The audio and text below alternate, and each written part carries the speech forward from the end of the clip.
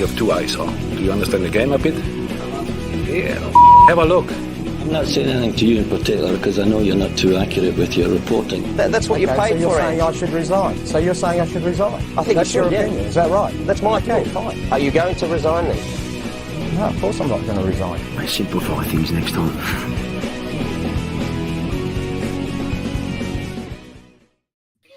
Welcome to the national curriculum. I hope I'm hosting because actually we didn't work that out before the show, but I just started talking straight away. And look, the first thing I want to say is to our audience, thank you for tuning in, and calma, tranquilo. Look at all these comments. Tom says late. Jack Pantelios says fashionably late. Tom says early in Adelaide. Antonis Pagonis, TNC late. This is football heritage. Guys, this is an You missed the best one.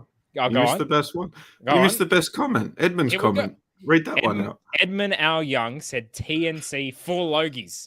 Well, look, technically we haven't appeared on television, so I don't know if we qualify. Don't know if the Logies has a cyber. Yeah, it's coming. It's coming. But look, tonight you have a treat. This is such a treat for the viewing public. Tonight, what we have is, obviously I've got Joey Lynch, as you can see with me, less of a treat. Nick D'Urbano, a proper treat. Pokuah Frimpong is coming on to talk Matildas, an actual proper, that's the top treat. This will be an espresso edition of TNC football. Not a full long black, full, analyzing everything in Australian football. Just a little, good. And you can take that for your week. Go. It's a little zest. It's like a bit of energy to, get you through the night, and then it won't be enough to keep you up until the wee hours of the morning. It will just be enough to keep you tied over, hopefully until Sunday as well. So yeah, I'm sure there's a lot that we can get into either way. So let's go. That's Sal. right. Get us into it, mate. Look, we're going to talk about the Socceroos, the reaction to the Socceroos that's been this week, because it has been an interesting narrative shift, shall we say, especially because the outsiders, our friends in the media who might not really follow football very often, they've kind of come in a little bit this week and started to talk about football, or soccer as they call it. And there's been some weird things said by those guys, but that's okay. That's okay. We're here to educate. We're here to, welcome them to our wonderful sport and say, it's all good. It's all good. Joey will no doubt plug one of his 4,000 articles that he has coming out in the next 2 days. Nothing coming out in the next few days. If you are a publisher of Australian football, get on to Joey Lynch, because his fingers are going to get withdrawal syndrome from writing so many articles. They'd rather hit up cricket writers to tell us what to think than actual people that cover the game week in and week out. We're already getting there. And then Nick D'Urbano, obviously, you got some stuff coming out this week. A lot of AFL stuff, probably. Yes. I don't understand any of it, but Harry Kane for the Carlton, kicking goals at the front. Whatever's happening there. You're close enough. But yeah, for sure. Plenty of AFL stuff, but that's a story for another day. Should we have a team in Tasmania? That's the big question. A-League or football? Otherwise, it doesn't really matter. I actually have a take on this, but I'm not sharing it tonight. All right. We'll have it. We'll have time. Look, what we can say, a bit of breaking news, transfer news. Oliver Bozanic, or I think it's Bozanic, has signed for the Western Sydney Wanderers. He arrives on a free transfer from the UFOs. So incredible. I swear there's been scuttlebutt around this for months. I saw the big piece came out in FDBL yesterday and all that. I feel like I've been hearing Bozanic to the Wanderers for weeks. Weeks, months. Am I going crazy, or look, my understanding is this is my assumption. Actually, this is dropping the UFO bit for a second. I feel like I've been hearing about this for ages. Well, basically, I think he probably had a deal with them. Yeah, in place, and that's why the Mariners were like, okay, well, if you're not going to be here next season, we're dropping you, and that's why he disappeared off the face of the earth. Then, unfortunately, he happened to be abducted by aliens at the same time, and then no one heard of him. No one knew where he was. No one could explain it. No one would say anything because obviously we didn't want the bad publicity. D'Urbano? We need to have a proper sit-down, one-on-one interview, 60 Minutes style with Oliver Bozanic, to him tell us about where he has been for the past 4 months and to tell us exactly what happened, where did he go, what experiments were the aliens, conducting on him and, and on human civilization? And what sort of player is he when he comes back? Is he going to have extra powers because the aliens have given him maybe some advanced technology, and maybe he's going to come back and be some sort of super player, and we just have no idea? Well, I mean, all I'm going off is the documentary that I watched as a kid about aliens taking sports stars, Space Jam. I don't know if you guys ever saw it. And they actually, the players that came Space back. Jam, for God's sake, Stoll. Hey, there's two of them now. There's two of them. There's I haven't seen the god awful second one. Don't even bother seeing the second one. You know what's bad? I saw the LeBron one just because I like LeBron, and he was terrible. But LeBron. Now you bust out your LeBron love. Now that Ante's not on the show to rip your head off, you bust out the LeBron love.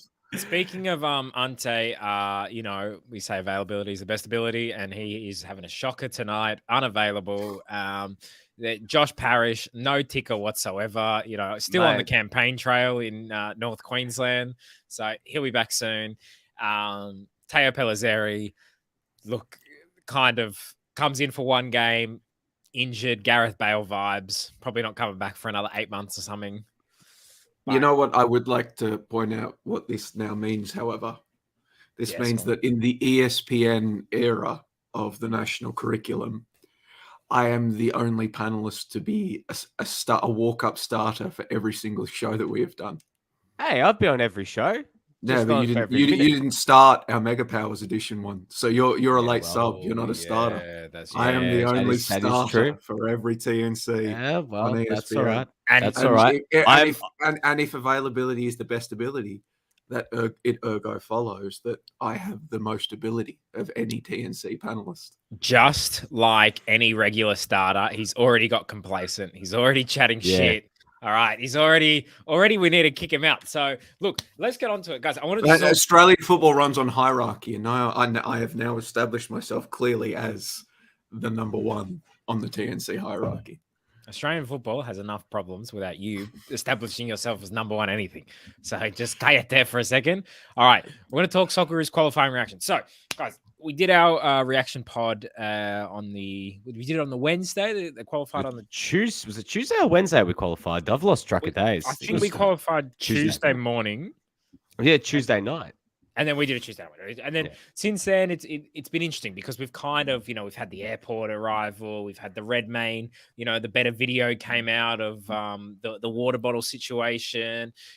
We've had kind of the general football world come in, and we've had who I can't remember who it was, but someone in the Sydney Morning Herald was basically like, well, that's not sportsmanship.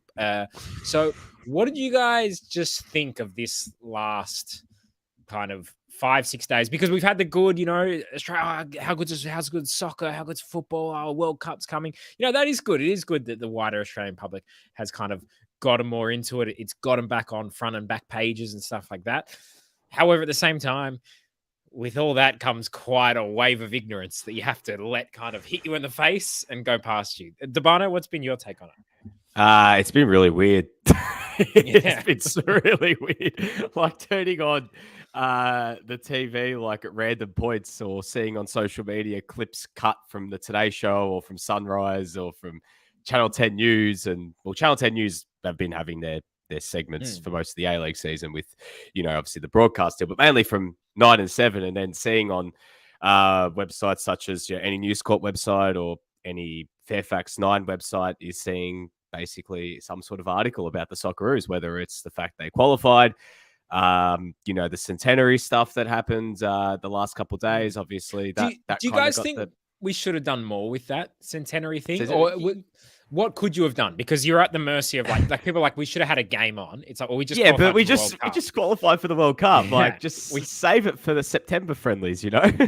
Like, should we have released? It was weird. It was weird there wasn't a commemorative kit. It was weird that there wasn't a replica of the first ever kit or something like that. Just based purely upon, Nike sponsors Australia, correct? And haven't Nike produced like anniversary kits for other nations? It's like, why wasn't like? But it was marked. Like there's a book that's come out. There's Football Australia have produced a little film on their YouTube pages and social media. I just think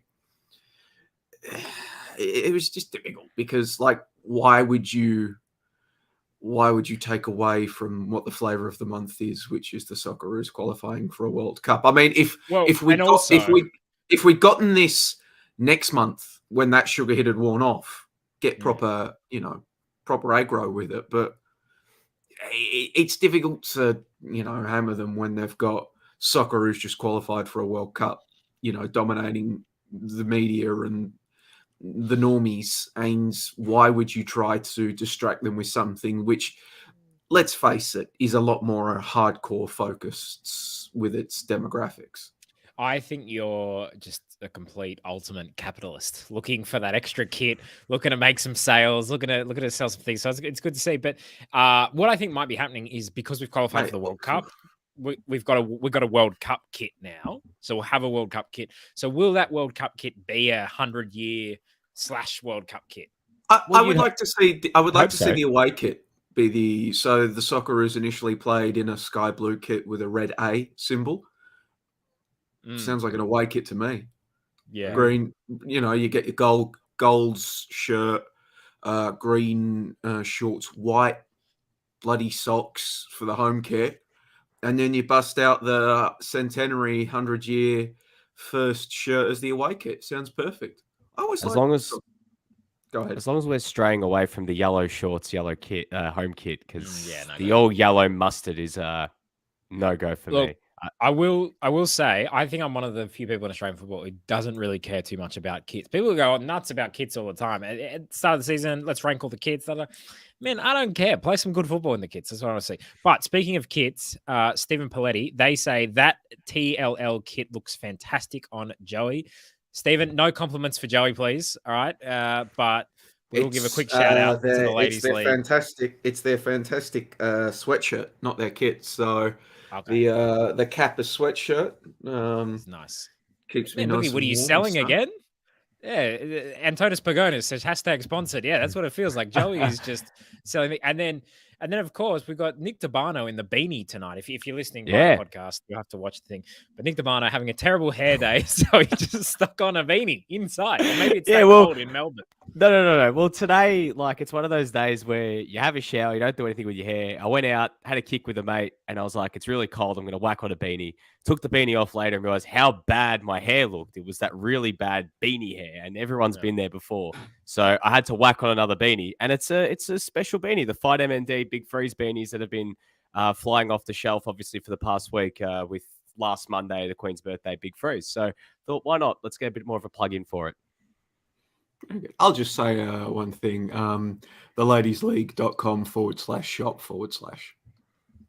All right. Well, look, Geraldo, good friend of the show, says, for whatever reason, this qualification seems to have cut through to mainstream media more than 2017, whether positive or negative. D'Urbano, thoughts on that? My reason is I think it's the Andrew Redmayne stuff, to be honest, as well. I think that's really, it's the moment of the novelty behind it, the great wiggle, making the big save and doing all the antics on the line as well. And I think as well, just the whole situation behind it, winning on a penalty shootout. I mean, it's dramatic as it's going to get. And I think that the mainstream media just ate it up. The fact, Australia did it in the most dramatic of circumstances. They're going to a 5th straight World Cup. They subbed on a goalkeeper. To understand. And I actually remember I did an interview with the ABC, the Japan game at home. And it's ABC Sydney Radio, typical lunchtime thing. And the guy was genuinely asking me, he's like, oh, so if we win this, are we through? And I was like, no. And if we lose this, are we out? No. But it is do or die. Yeah, it's really important because we need to get. And then it was like, so who do we play after this? Okay, well, we play a dead rubber against Saudi Arabia, but then also we got to play the UAE in a playoff game. And he was like, what? And then then maybe we've got to play Peru, Chile, or Uruguay, or this guy couldn't get it right. So it is easier now that the media understands. Okay, grey wiggle, did a dance, save, we're through. But it could feel, ignoring the complications surrounding a playoff, because that was also the case in 2017. It could just simply be because, having gotten used to feeding off scraps for the past 4 years, that the media coverage hasn't actually increased compared to what it is in previous years. It's just given the very low base that Australian football has got used to operating on for much of the past 4 years. This feels like a feast, a bountiful harvest, when in fact it's more just the end of a drought, so to speak. Potentially the end of the drought will only last for all of 5 months until the World Cup ends, and then normal service can resume. So, I mean, it's been mainstream media. It's been I can't begrudge any of the coverage, to be honest. I mean, well, I can't begrudge even the piece no. saying. Let me rephrase that. I can't begrudge Football Australia or the Socceroos getting out there, here, there, and everywhere and doing their thing. This is the moment to do it, and get your names out there and just try to establish any sort of foothold in the mindset of the Australian public. It became readily apparent in the aftermath of the Redmayne save that it was a moment that had legs, more so. Like, it was the biggest single individual qualifying moment in Australian football since Aloisi's penalty. I mean, it went past Kennedy's header. I mean, arguably the only Yedinak penalties against Honduras. Yeah, Yedinak, big scream in the last cycle. I mean, arguably the only bigger thing in Australia, well, the only biggest individual image or moment in Australian football since then in terms of cut through was the image of Lucas Neal on one knee going like this to the referee in the Italy game. So, of course, there's going to be a lot of cut through, and you do want to take advantage of that because you go out and ask anybody in the street, what do you know about the Socceroos? Everybody knows that Aloisi penalty. Yeah, everybody knows, the Lucas Neal incident, regardless of what their opinions on it are. So you do need to make hay while the sun shines. And whilst I don't imagine Andrew Redmayne will be the cornerstone of Socceroos' attempts to win hearts and minds for the next decade, people will at least associate him with the Socceroos, and it's another memory, and it's another moment, and it's another opportunity to win hearts and minds.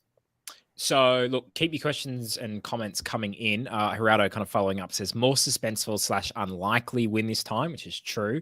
But also wonder how much the fuss over Ange leaving took away from 2017. Yeah, because it was like the next day or something, wasn't it? The next day he came out and said, so that did kind of change. Dave Davidovic broke that story. Apparently he disappeared for most of the actual game itself. So that was like a huge story that broke at the time. I remember that time. You got to credit him for that. He legitimately broke the biggest story in Australian football in decades. But I'd just say also, I think the important thing is the unlikely win this time. And it's something that Philip Mate kind of follows up. We could beat a South American team, which we were expected to beat Honduras last time. Are you saying expect to win, Nick Stoll?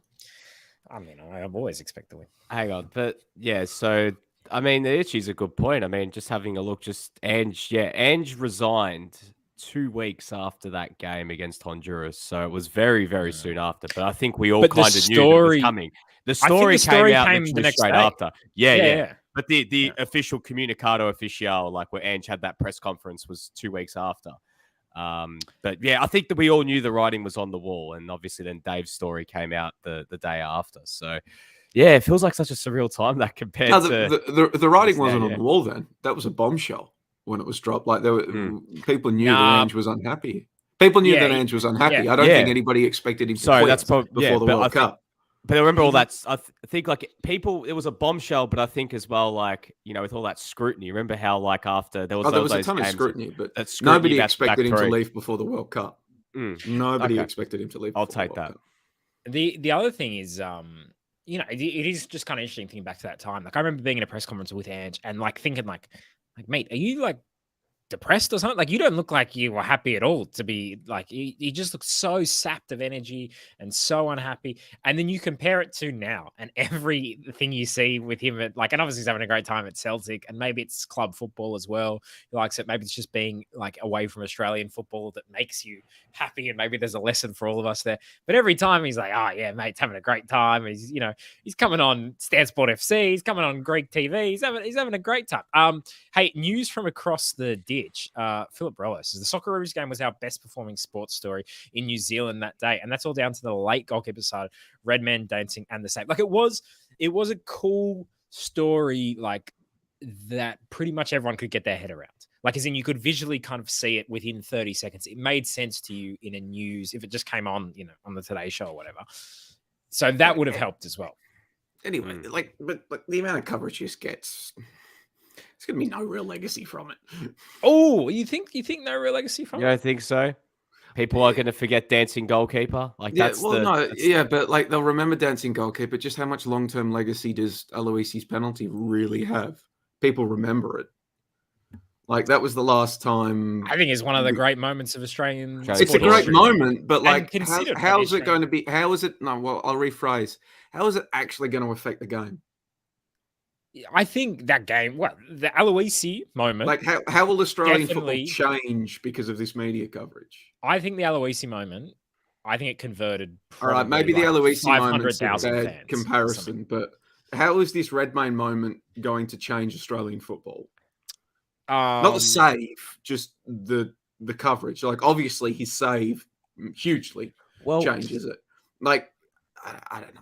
I feel like I'm just taking on the anti-role now, but just what will actually change as a result of Redmayne? Well, that's actually a question. That's actually a question for Football Australia and Sydney FC and the APL. You know what? Like, what do they do with it? But yeah, and I think to answer it, there will be a change because obviously, if we didn't make the World Cup, there would be less media coverage. I mean, that's what I'm saying. I'm divorcing his save from the media coverage surrounding it. Okay, like, how does the media coverage change anything? Well, the fact we made the World Cup means that there'll be more media coverage. No. I'm divorcing the footballing, the save itself from the media coverage, Nick. Yeah, but hold on. I actually don't know what you're saying either. So you might have to divorce yourself from this podcast. I don't know. The media coverage is separate from the actual qualification itself. Yes.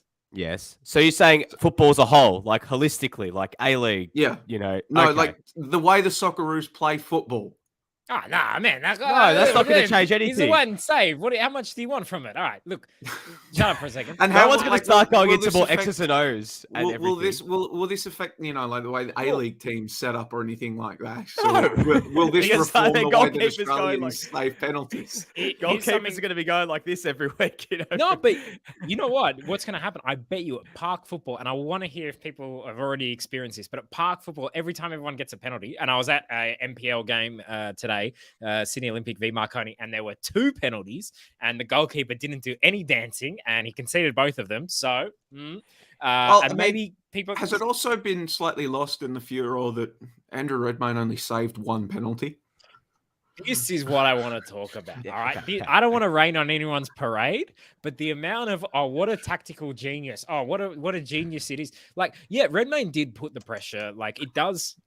One might argue that his throwing the bottle away was had a greater effect on the result. 100% did. 100%. But the thing that people are like, it was a tactical masterclass. If he'd saved 3 out of 6, then we can say it. But 1 out of 6, man, you should save 1 out of 6 penalties. Actually, like, I reckon that's probably throughout a shootout. If a team takes 12, what do you think they're going to get 2? Right? Am I wrong? Look, honestly, if he had saved 1, but had saved 1 with all the the excitement there's been about it, and the dancing and the celebration, everything. Imagine if he saved like 3 in a row. Like, I'm talking like sorry, Joey. Sorry to bring it up. I'm talking like how Donnarumma did in the final. Like, if he just went and he went bonkers, and like it was literally at that point, and he clawed us back into the penalty shootout by saving 3 in a row and did that. This guy would have a statue like, what's the old statue? In ancient Greece, there was that big statue when you came in through the port and the boats used to go through the legs. The Colossus of Rhodes. There. They'd have a Colossus of Rhodes in Sydney Harbour of Andrew Redmayne standing like, So, man, why not? They should anyway. I'm the only member on this pod not part of the olive oil supremacy, yet I'm still the only one that knew that. Okay, because that was a long time ago. All right. Look, relax. Look, one might argue that a long time ago is the only thing the olive oil supremacy has. But hang on a second. Hold on. Italy, European champions. All right, Greece, 2004 European champions. 2004 Spain, 2008 European champions. Olive oil. Portugal, also olive oil. Man, olive oil has just won every European championship. What was the going last back thing? to? What about England? What have they done? What have they done? Stinking it up. Anyway, look, I mean, hey, we invented the sport. okay, and then Shh. yeah, get out. Look, Philip Rollo, let us know about what happened with the New Zealand thing, because I completely missed that because I was. So let us know, were you guys robbed? Were you guys not? Write in the comments, or if you want, message Nick or Joey and they can send you a link and we'll get you on the show. Why not? We can do it. If you don't want it, it's probably late in New Zealand, probably having a good sleep. It's very late in New Zealand. Hey, he's commenting. I'm just saying, if you want to come on the show, we've had him on before. He was great. For sure, 100%. All right. Geraldo, what a memory this guy has. Like, honestly, they should study your memory, because if you don't follow Geraldo, you should, because he goes on Twitter and he's like, you know what, in 1994, I think, and he'll do like a thread about, like, I don't know, some obscure football game or cricket or whatever. But he says the qualification also didn't directly coincide with a referendum result that they had totally forgotten. It was the gay marriage referendum. And as someone who lives in Surrey Hills, the gay capital probably of this whole country, God, that feels like a long time ago.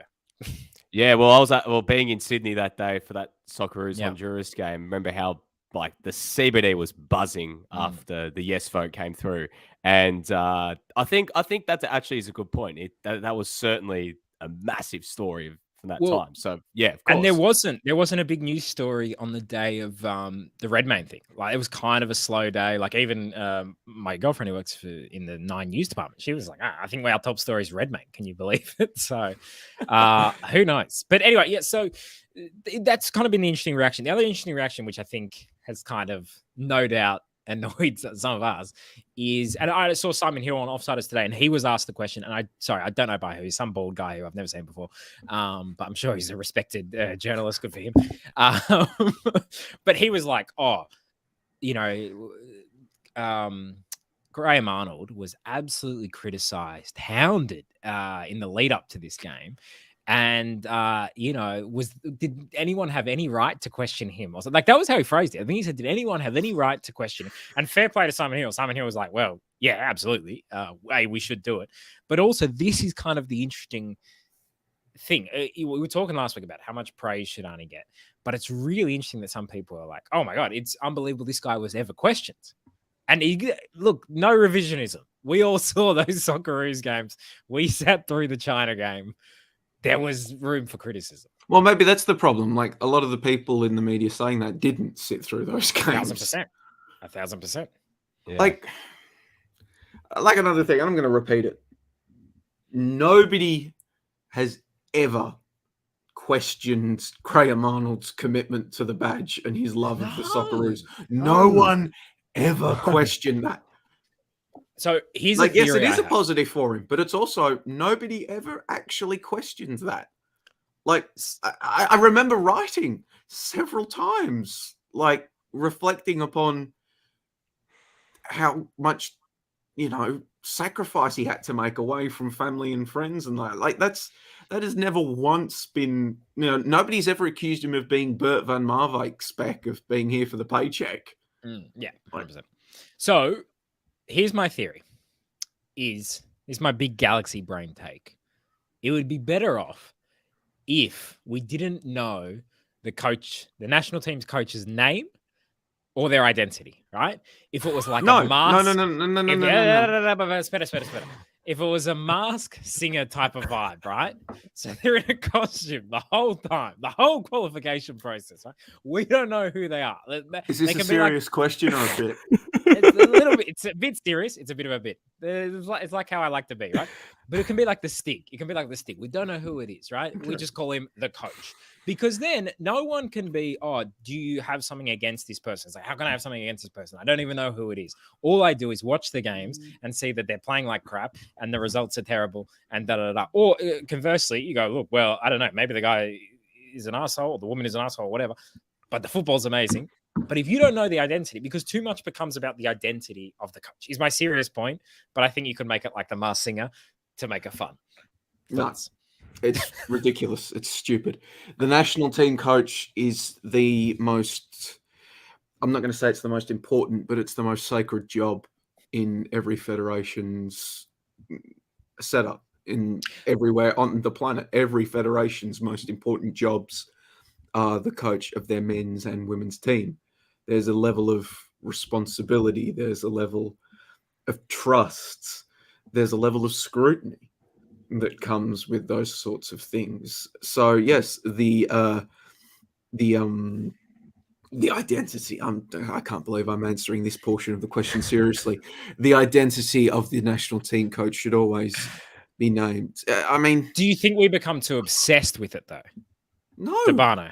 It's the national team. It is the ultimate realization of who we are as a football country. We should Joey, be obsessing over this. To use your language, divorce yourself from the identity of the national team coach. We need to divorce. No, my point is, it becomes too much about Arnie. Like, this is the thing to me that's crazy. Is people are like, for example, people criticized this pod in particular because you guys are from Melbourne, because Melbourne people don't like Sydney FC and blah blah blah, right? Can I say, I've never supported Melbourne Victory. I've never supported Melbourne City. I've never supported. If I was to describe myself as anything, I would say I dislike successful teams. So I probably dislike Melbourne Victory just as much, if not more, than Sydney FC, just purely because I don't like any teams that are successful, because I live in misery and I want others to join me in this pit of despair and melancholy. I don't give a flying fudge where Graham Arnold's from. I've met Graham Arnold several times. He's a great bloke in person, sit down, the pub test. Would I have a beer with Graham Arnold? Well, I'd have a Coke, but would I have a Coke while he had a beer with Graham Arnold? Absolutely. And that's the thing, like you mentioned there, it became so much about Arnie. I'll just speak for myself here. I don't remember ever questioning Graham Arnold the person. I questioned the tactics and the approach and the selection. I questioned football decisions. Just because Graham Arnold happened to be making them doesn't mean that I'd have an issue with Graham Arnold. You know what would solve that problem? If you didn't even know who it was. But that's the thing. If Graham Arnold needs scrutiny just as much as anybody else. D'Urbano. Because he's been given this. Yes, okay. No, Joey. You finish. You get. Is it? No, but just finish off. Get it out. Get it out. Graham Arnold's got the most sacred job in Australian football. The exact same thing as Tony Gustafsson. They have the most important, the most sacred jobs in Australian football. They are jobs that I could never come close to getting. They are jobs that only a select few will ever have the honor of receiving, and even fewer Australians will have the honor of receiving. There is a level of scrutiny that comes with that. If people weren't questioning tactics and approach after the China and Oman's games and the like I don't like, and it's not a matter of, Ange got this done to him or Holger had this done to him and Arnie. No, on the subject of divorcing things, just divorce Arnie's tenure from all the others and place it in a vacuum. That's what I've done this entire window. I remember people were when the heat was on following the Japan and Saudi games, people were just trying to he made the playoffs the same as Ange and, yada, yada, yada. It's I don't give a toss what has happened previously. Well, and since when did the Ange era become the benchmark? Because the Asian Cup was amazing, but the qualification process was not good. That's the thing, and that's the other thing. It's one of the other reasons I've disliked this entire thing of it's somehow become, it's weird. It feels like it's become kosher and acceptable and just sort of common, not common knowledge because it's wrong, but it's sort of just become, just a casual thing. People will just throw out that this is the worst Socceroos team in decades. The cattle isn't there. I disagree with that. Yeah, I agree. I agree with your decision. It's not because it's not as good as the golden generation. That's besides the point. The cattle isn't there because it's not as good as the golden generation. Like we said on this pod a few weeks ago, they're not playing the golden generation. They're playing Oman, Vietnam, Japan, Saudi Arabia, and they're playing the 2022 variants of these nations. That's always been what the question has been. are the players, is the cattle there to beat those sides, not beat the golden generation, not beat Andrew's sides, not beat any of those sides. So, like, yeah, maybe the debate has become too polarized, Nick Stoll, but when people say that, I'm wondering what they actually want the debate to look like. You know, it's interesting. Because is it more that they just want the debate to, focus on like their points of view should just become, this is the worst Socceroos team in 20 years. That has to just be taken as fact. I disagree with that.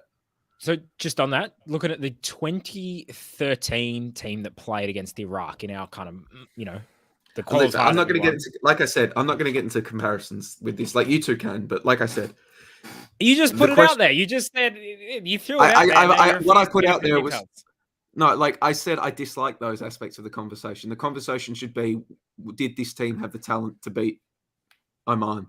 Did it have the talent to beat China? Okay. That has to be the questions. Did this team have the talent to do better in this qualification period, not 4 years ago? That should be the question. It doesn't matter what other teams have done. D'Urbano? Am I good to go now? I think so. You're the one who insisted on doing the show. No. Don't start throwing this shit at me. Like, I'm just saying, all right? You're leaning into the camera menacingly. Like, you're kind of... You look like you're about to kill us. Like, Jesus Christ. I'm scared, man. It's like you live far away, Joey. Like, I'm worried that, like, you're gonna bloody launch, mate. Can I just say, D'Urbano, the reason he's so upset is because he was in a superior city last night in Sydney, had a great time, and now he's back in Melbourne, and he's depressed that he's back in an inferior city. Okay, look. Can I just say, look, again, not to harp on this too much, but again, sort of echoing Joey's sentiments, because Joey, you kind of touched, I think, what we're all thinking to an extent about the whole Arnie thing. Like, none of us have ever questioned his love. We've never questioned him as a person. Like, from my limited interactions with him, similar sentiments, never had a problem with him. We've all just had questions about his coaching. Like we would with any other coach. Ted, he we're talking about, I know this is all, this is a fantasy coach. It's a fictional coach. But I mean, Ted Lasso is the ultimate good bloke. Doesn't mean that he can coach. That's the whole point of the whole thing. We're not calling Arnie Ted Lasso. But it's like, we're not questioning Arnie's personality and his character. We're just talking about him as a coach and his tactical decisions and how he performed in qualification. Because as Joey said, we should have done better. And if we're using, we got through in the playoffs as the excuse, well, we should be aiming a bit higher than that, because it's like how we say, well, we've gotten to the World Cup. That should be the pass mark. No, we should be aiming higher than that. We should be aiming to get past the group stage or to get to the round of 16 and go beyond that eventually, but at least try and better the results of our last 4 or 3 qualification World Cup appearances where we didn't get past the group stage. Like, that should always be the aim. Doesn't matter who's in our group. And I guess, when we're talking about qualification, I'd say, well, Andrew's team as well had to go through the playoffs. But hey, look, it's a different team. It's a different coach. We had great opportunities and we dropped a lot of points against some really, really teams that we should have beaten. Like, let's be real. Let's be 100% real. And we look at especially those last 6 games. We won. Was it one of our last 6 in the group games? One against Vietnam, and that was it. And then I think we obviously had the draw against China, the draw against Oman. We should be beating those teams. And I think that was like a third string Oman team as well, which, to be honest, that's just not good enough. The fact we didn't beat them in that game. It doesn't matter where that game's being played or on whose home deck. A team like Australia should be winning that game and should be winning quite convincingly. So it is disappointing. Of course, we're going to ask those questions, but that's all in the past now. Like, that's in the past now, just like the golden generation's in the past. This qualification phase is now in the past. All we can do now is start to look ahead. We've got friendlies in September coming up against New Zealand. We've got the World Cup coming up as well, which hopefully we can wipe the slate clean and go again. Because, I mean, now that's all we can do. Like, there's no point dwelling on what's happened, because it's the same thing about people saying, well, why don't we look to the golden generation? Well, why don't we look to the 2018 team? Why don't we look back to the Asian Cup team? Well, what's the point? Like, we can't compare. Life's changed. The world's changed. Football's changed. Everything's changed. Nothing stays the same from any given year to every given month, every given day. Things change. That's what a World Cup cycle is. It's a cycle, and then it starts again. They're different for every single one. So, yeah. But to answer your question, Stoll, no, I don't think we should have the Stig as our coach. As much as I think maybe it would be all right to do it for a local team and we could do some sort of reality TV show about that, maybe we could do something like that, but not for the Socceroos. But yeah, so and one last thing, this team is more than capable in terms of individual quality too. There's enough quality in Australia's ranks to do better than what we are now. The narrative about us being the worst Australian team is a poor one because you only have to go back. If we want to really go and open up that can of worms about comparing Joey, I know you don't want to get involved in this one, but Nick, you mentioned that 2013 team. You mentioned those 2 friendlies against France and Brazil. That's as bad as it got. We fell out of the top 100 in the world. We were, 110th or something in the world at that stage? Like, that's as bad as it got. So there you go. That's almost the answer there. I've collected my thoughts, and I'll say this. Even in the event that this team was the worst Australian side in the past 20 years, it is still talented enough to have done better than what it did. Absolutely. Australia's players are good enough. Like, Australia's players have the talent, and I dislike how it's thrown around so cavalierly, how terrible and poor they are. Like, it's almost sort of become accepted.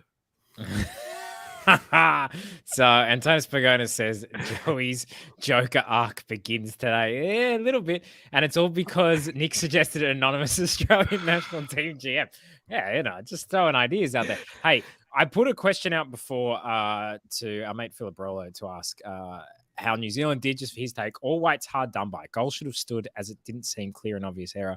Costa's red was the right call, though. Bring on September. So I don't know. I don't really have much more to say on that, but I am liking a lot of the questions and comments coming in. Edmund, our young Oz Soccer is living on a diet of sugar fix. This is just an unexpected one. It's true. He also says, in comparison, why was there kind of more excitement this time than there was in 2017? 2022, yes meme. 2017, no meme. So look, the memes help. Like, it does feel like everything in the world basically starts off as a meme. And then it just kind of like eventually enough memes happen that it becomes reality. What do I mean by that? Donald Trump, all right, 2012 or whatever, he goes to the White House correspondent dinner. Barack Obama makes all this fun of him. Oh, you're so dumb. You all this birtherism thing. How embarrassing. Everyone's laughing at him. Meme. President of the United States. Elon Musk, idiot. Meme. Dogecoin.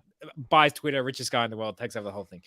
Everything seems to start off as a meme these days. And then, that'll never happen. Redmayne playing for the Socceroos under Arnie. What is this? In the FC? Come on, mate. Boom, meme. Welcome. So, be careful what starts off as a meme. Jack Pantelios says, my family is from Rhodes. I appreciate the Colossus name drop, Joey. Antonis Pagonis makes a good point about what the English do with olive oil. English just borrows the olive oil, refuses to return it, like most things in their museum. We don't use olive oil. We use lard or butter or animal fats. So keep your questions coming in. Antonis Pagonis, it makes a good point about my idea of having the no identity is how can we be sure our coach has Aussie DNA if we do not know their identity? Did someone make the point that Arnie was the first? Did someone make the point that Arnie was the first Australian born and raised coach to? I dislike that. Qualify. Came out here as a kid, yeah. Rollo and you just as Aussie as Ante says a lot. I'm not accusing the person that pointed this out of saying this, but Ante talks a lot about how some Australians are more Australian than others. I dislike any sort of conversations that would allow that to sort of take root in the minds of less. What's the word that I'm looking for? Cultured individuals, I guess. People that are looking for an excuse. Stephen Paletti makes the point. Anonymous Australian coach. I'm on board with this as long as Michael Cole can talk on behalf of the coach. And it's annoying.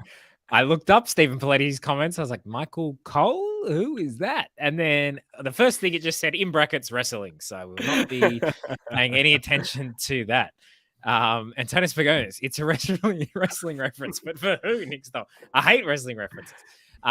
Shout out Why do you anyone keep who's bringing the competing. comments up with? Yeah, why do you give him oxygen? I love comments. I love comments. And also, I'm a big fan of the TLC matches. So good luck to anyone competing in the TL Tender Love and Care matches that I found out about today. Philip, mate, makes a good question. Where and when is the Socceroos farewell game in Australia? Is that the game against New Zealand? No, that's in September. So there'll be another game, I believe, before that. So they'll have like the usual farewell game they have in Australia beforehand. I hope. They did that. They haven't done that since 2010, I don't think. They against New Zealand. I know a team they can bring out here that actually isn't going to the World Cup that I would really love to see play here in Australia. So it's a good shout. It would be awesome. Australia, Italy here. Madonna. Mate, as long as it's in Melbourne. If it's in Sydney, there's a bigger Italian community down here. Is there? No. There? Yes. Can I cut the conversation short?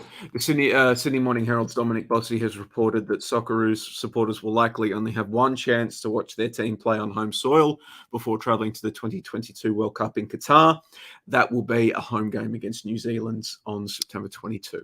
And Nick Stoll is reporting that that's just a way to sell more tickets, act like it's exclusive. This is the last time. How many times have people had a closing down sale? All right, that's the equivalent. All right, this is the last time you're going to see him. This is John Farnham's retirement. Well, it won't be the last time. If you want to get on a plane, they'll be playing in Eden Park on September 25 as well. This is the many Kiss farewell tours that have happened for the past 20 years. So that will be that will be the World Cup farewell. Antonis Pagonis bring Italy here and they start Volpato riots. Yes, hey, he scored this morning. He scored for Italy in the under 19 senior Euros. Team. Under 19. 19 Euros. He came off the bench and scored this morning. I'm very happy for him. Good goal. It was a tap in, but it was a goal. It was the winner. So we'll take it. Okay, tap in, off the bench, under 19s. I'm not hearing a lot of... I'm trying to give the kids some positive press, all right? Okay? Like, after all of that, come on. Here's a question without notice that we're basically going to ignore it straight away, and I can see Joey's going to get even angrier as I ask it, but do you guys have the restaurant Totti's in Melbourne? It's big in Sydney. It's all over Instagram. Girls love to go there. You don't have Totti's? We don't have Totti's. We've got Pinos. And there's a lot of this is a football show. This is what I'm asking. Is it named after Francesco Totti or is it just Totti? Mate, you're the Sydney sider. You should know. Write in the comments. Hey, I got a question for you that actually is about football. So Graham Arnold was on Channel 9 today, Wide World of Sports, Sports Sunday, whatever. And he kind of said his very last answer, which was very interesting that they even brought it up, was he was basically talking about should they bring the A-League season ahead of schedule? So we were talking last week that we think the start date is October. Should they bring it ahead of schedule so that the players, can build up their fitness, can put their hands up for selection?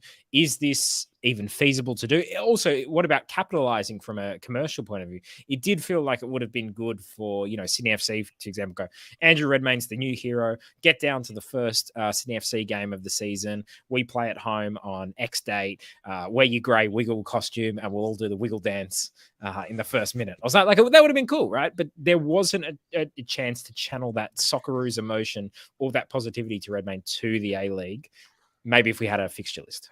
Bear in mind that the A-League fixture, the A-League men's season starting in October, is a lot earlier than it was last year. So it has been shifted. From a logistical standpoint, from a footballing standpoint, Graham Arnold's absolutely right that an earlier A-League men's season start date would be best off for the Socceroos squad heading into the World Cup, in the sense that it gives him more time to look at players, potential bolters. It gives the domestically based players within his Socceroos squad more time to get match fit and prepare for that tournament.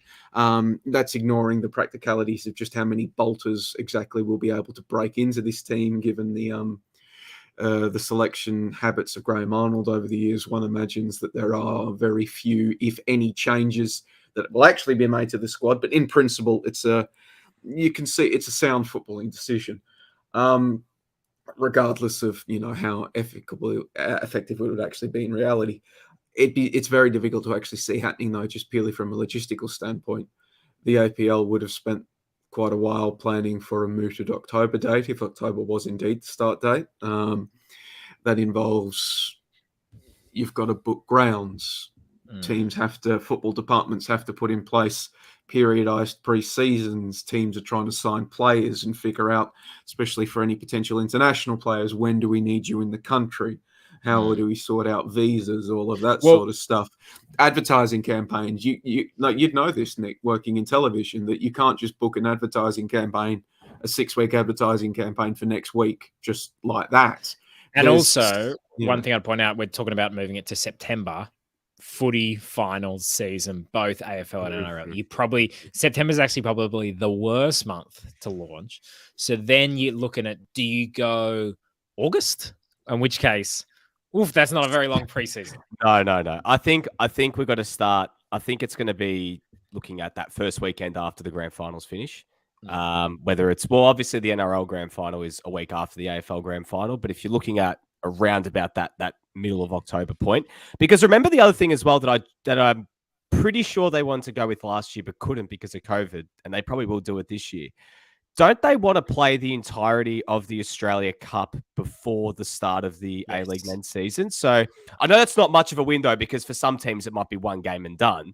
And for some teams who didn't even make who got knocked out in the playoffs, Western Sydney and Perth Glory, I don't know how many of the players are actually going to push for selection, but they're not playing in the Australia Cup at all. So, I mean, it is an interesting one. Look, I don't think you can change it now. It's too short notice, especially because everything would be in place now. And because especially for the Sydney teams, you talk about ground availability. So, I mean, is the Sydney Football Stadium going to be ready by September? I'm not sure when the first event is, but if it is, maybe. But then again, though, you have to think, well, the NRL probably got, been told, hey, we can use these grounds up until this date here. Like, we've got at least that tentatively booked for finals.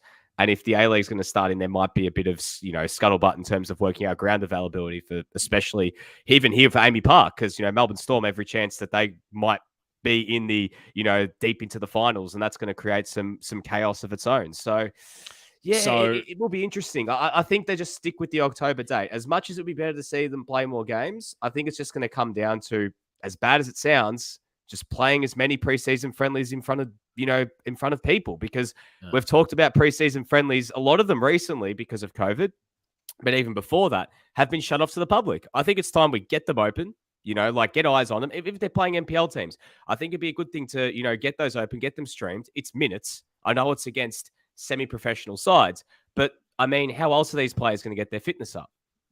Training can only do so much. If you put them in match practice, I know for the Victory players, I think they start preseason next week or the week after, because they've got the Manchester United game in about 4 weeks' time. But, that's one game. And then it's, okay, now we wait for the Australia Cup. But if you're getting those friendlies in against it, whether it's other A-League teams, whether it's against the top tier NPL teams here who, can afford to maybe, if that's how they go out of finals or their season comes to an end, they can afford to maybe, play a few games. I think it's something you've got to look at, because it'd be good for them. And it's, certainly get some more minutes in the legs heading into it, because we can't really do much else right now. As much as Arnie says he's going to talk to James Johnson, he's going to talk to Danny Townsend, I don't think one conversation is going to be enough to change an entire fixture, and just say, yep, we'll start 3 weeks earlier, because there's so many other factors that go into it. I mean, Arnie's been talking about the need for relegation for quite a while, which we're big fans of here on the show. People say we don't like Arnie. We love Graham Arnold's stance on promotion and relegation. However, let's see how well that conversation with the APL goes about the need for relegation. So they should, conversations can do a lot. But, you talk about, preseason friendlies might be good for getting minutes into the legs of players that will be going to the World Cup. It's not going to playing against NPL sides or even just preseason hitouts against other A-League men's sides isn't going to get a bubble player into the squad. It's going to lead to a situation, increasingly just thinking about it, it's going to be a situation wherein if you are an A-League men player on the bubble of that World Cup squad, already facing an uphill battle to try to get into the Socceroos team, and you do desperately want to play at this World Cup, you'd be advocating for an overseas move as much as you possibly could. You'd be advocating to get to a league which starts earlier, starts playing competitive football for at least a few months before the World Cup, so that you can at least begin to press your case. I mean, look, Kai Rolls would probably be bubble player within a fully fit Socceroos side, but he's going to Scotland now. He's going to be playing for Hearts. Same thing with somebody like, well, I think Nate Atkinson's pretty established now, him and Fran Karacic as the two right backs, but he's going to be playing, in the Scottish League, regular football, competitive football for months before the World Cup. Meanwhile, the hypothetical centre back who's stuck in the A-League doesn't get that advantage. So if you are maybe somebody like a Marco Tilio, who has already faced significant problems in playing regular minutes with Melbourne City, and you do harbour deep-seated desires to go to the Qatar World Cup, this surely now has to be playing through your mind about, I have to get an overseas move. Is it a loan? Is it a permanent deal? Do I just move somewhere within the CFG group and get to one of these other European-based clubs in the CFG stable on loan? Something like that. If you're maybe somebody on the bubble that didn't break through, somebody like Lockie Wales coming off an A-League Men Championship and just missed out on the Socceroos, we've been told this time around. Do you start trying to strike whilst the iron is hot and move overseas? So that, like somebody like a Jason Davidson, who finally made the breakthrough, finally returned to the Socceroos, but didn't perform at his best in the friendly against Jordan, and now seemingly that I can't rely on my performance in the last window to keep me in the squad for the World Cup. Do you start advocating for a move away from victory to a foreign league to try to press that case and remind Arnie of why he picked you when coming back? So that's what this early season date's really going to crystallise over the next few months. Not so much who's coming into the A-League, but who's leaving and for why. Well, Jason Davidson, I think, still hasn't signed a new deal at Melbourne Victory, unless it just hasn't been announced yet. But his contract expires in a week and a half. So I'm not too sure exactly what his plans are, but I wouldn't be surprised if that would have played on his mind. There's, a couple others that might look for a loan move elsewhere, but it's going to be tough for them. It's going to be really, really tough for those players on the fringes. As we said last week, I think the only two A-League men's players at this point, that, because I don't think the squad's going to change too much, that with only playing a month of football will be there, won't have to say make that move, I think, that are locked in, Matthew Leckie and Jamie McLaren. I think if maybe Craig Goodwin if he stays at Adelaide United. The others, I think that, there's a bit of work to be done. I think as much as Nick D'Agostino as well is in a little bit of trouble because, I'm not sure if he'd be looking to make a move after a really good season at Melbourne Victory. Might be looking to establish himself for a full season as their number one striker, as he was in and out a bit with Marjota at the early stages. So it's going to be tough for him. It's going to be tough for a lot of those guys. So we shall see what happens. I'm very intrigued to see what sort of moves happen because, we might have a surprise move in the wake and maybe someone just makes the move anyway, goes overseas and really puts themselves ahead because they get that extra 2 months, playing competitive football. How good are our commenters, by the way? Jack Pantelios says, spoke to a United player, he's talking about Adelaide United player today, and asked him that question about the season. He said, for now, all they know is October. So, look, it seems unlikely. And you were asking me about what's going to be the first event, the new Sydney Football Stadium. They've got a rugby league game between the Roosters and the Rabbitohs on September 2nd. Then they've got a rugby union game, and then the Matildas are, in fact, playing there September 6th. So I think it's all basically booked out with finals and stuff. So I think it would be impossible for Sydney FC to move there. Then they'd have to play their first games all away from home, and they don't want to do that with the new season. So it's unlikely. But one player that'd be interesting to see, is he a guarantee for sure? And I think we saw something in the paper about this, but Bill Gibbons asked, read that Tom Rogic to play in Indonesia. Is this true? And is this a good move for him? None of us, I think, know where Tom Rogic is going to play next season. Do we know anything about this Indonesia thing? Scottish press is reporting that he's been offered a lucrative deal to play with Persija Jakarta and former Borussia Dortmund and Hamburg boss Thomas Doll.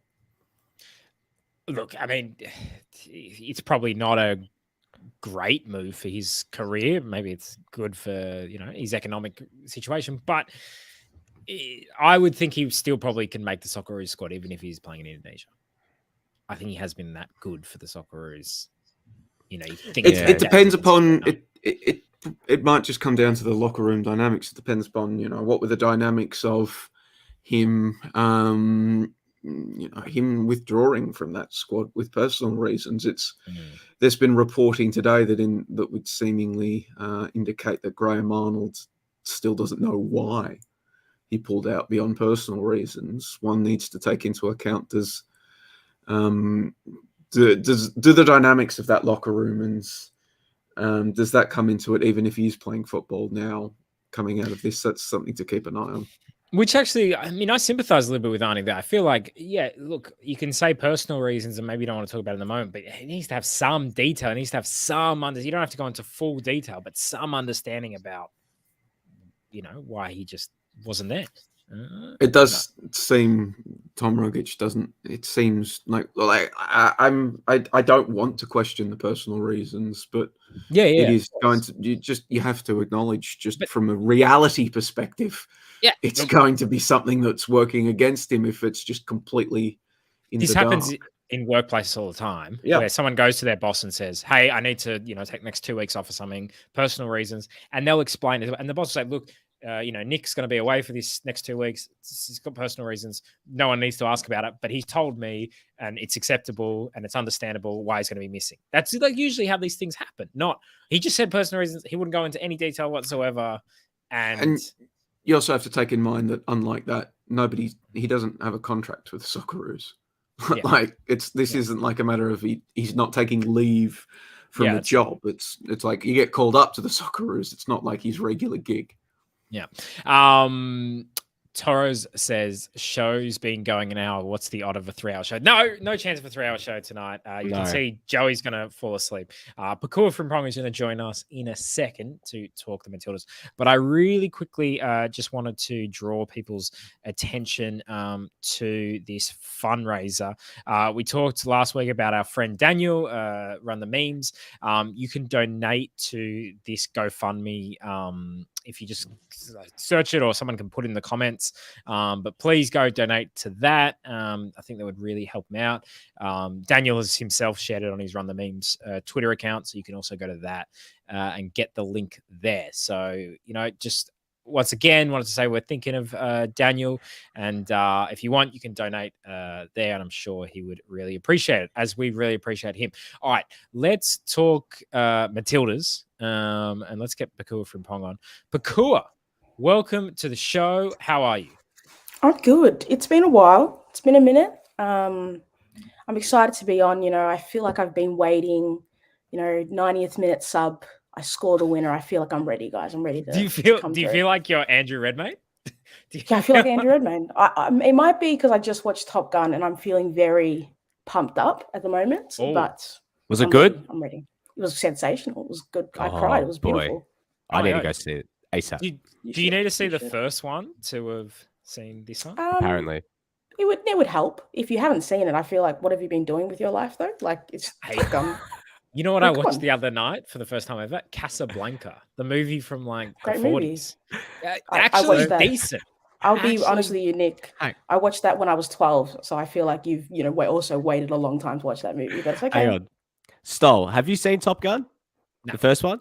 No. So hang on. You haven't watched Top Gun, but you sat through all of Casablanca. Yeah, because you know why? It was on the plane to Vietnam. It was one of the options. Okay. No, but actually, it was one of those movies where you're like, great film. And also one of those things where you're like, this explains like 25 references in The Simpsons and all, like so many references from pop culture. I'm like, oh, that's what they were talking about. So imagine now when you watch like 3 episodes of Raw and like watch a bit of wrestling, and you will be like, dropping your own wrestling references in here. Like that would be someone at D'Urbano's place put 30 seconds on the microwave and get him off my stream. All right, all these wrestling references. Hey, Pokuah, tell us. Oh, D'Urbano is gone. Pokuah, tell us about what's happening with the Matildas. A lot of focus has been on the Socceroos recently, but the Matildas will come back into focus. Obviously, games coming up against Spain, Portugal. The squad was released last week, but I feel like it probably went under the radar a bit because there was so much going on with the Socceroos. So, well, you read my article, didn't you, Nick? I read every one of your articles, Joey, and they're all fantastic. And you can check it out right here, Joey's cheap plugs. It was on ESPN or maybe Off the Sport or maybe ESPN. I just read it. It was good. Nick Stoll, there were multiple Matildas yarns out for me in the past few weeks. I read the ESPN one, Joey. It was very nice. It was nice. Which ESPN one? There are multiple. Jeez.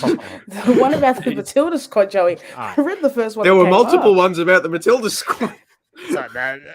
Joey's become a villain tonight. We don't know. Pokuah. He has. He genuinely has. Bring some warmth. What did the Peruvians say last week? The Peruvians said, what was it? Warm greetings. Thanks and success. Thanks and success. That's how we're going to sign off from the show. But there was the other one, which was I think it was like warm greetings. So, Pokuah, warm greetings to you. But tell us, give us some warm thoughts about the Matildas. Well, the entire squad is looking very different. It's got the likes of Kenzie Hawkesby in the squad, Taylor Ray. It's a weird squad though. Like I didn't expect it. We've got a lot of the senior players out, which makes sense, obviously, with the European season just finishing up. But thinking back to Tony Gustafsson's last press conference heading into like these rounds of like international fixtures, I was a little bit surprised to see a really big change because he essentially said there weren't going to be many changes. I've kind of really solidified who my squad is going to be. So by seeing the likes of Hawkesby, who I'm really excited to see, I thought she had a really great season with Sydney this year. I'm excited, but also a lot of these players probably won't stay in the squad as we head into the more series friendlies down the road. We're kind of setting ourselves up to maybe potentially probably lose the next 2 games. Good fun, whatever, but it's really more of an opportunity to see a lot of these players impress and see if they can find their way into the kind of Fort Knox of the Matilda squad. Is really difficult to really make an entry into it. I'm excited to see how they play, but I don't really have high expectations with such a high squad turnover against particularly Spain, who I think we're going to lose to quite comfortably.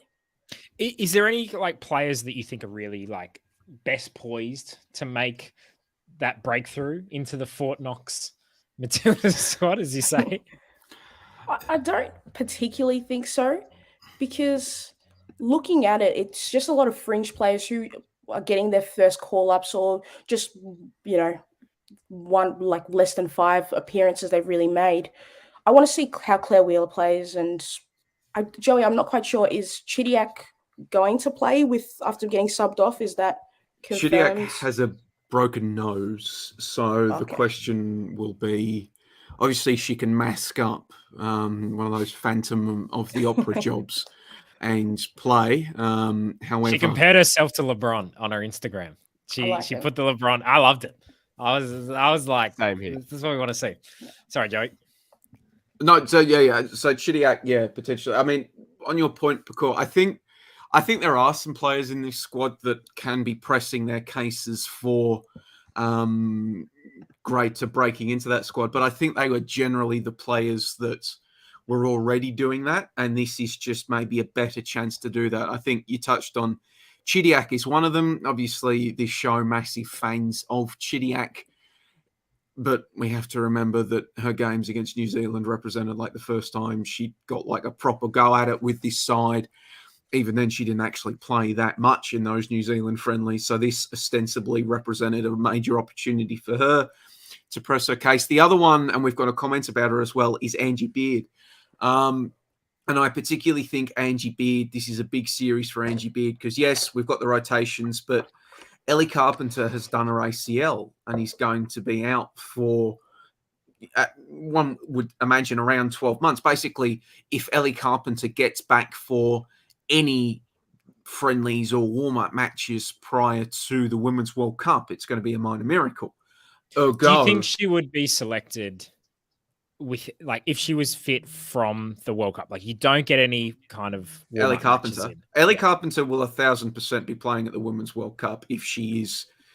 If she can play. More than like, if she is if she can physically get on the park, she will be. They took Elise Keller-Knight to the Olympics and as a member of the squad, and Elise Keller-Knight still hasn't played a game of football since then. So they have demonstrated that they will bring important members of their squad, people they see as important members of their squad to tournaments as squad members, even if they aren't fully fit. So I have no doubt Ellie Carpenter will be a part of the Matilda squad at the Women's World Cup. It's her fitness and form. But I think somebody like Angie Beard, personally, I think Angie Beard should already be a regular part of these sides.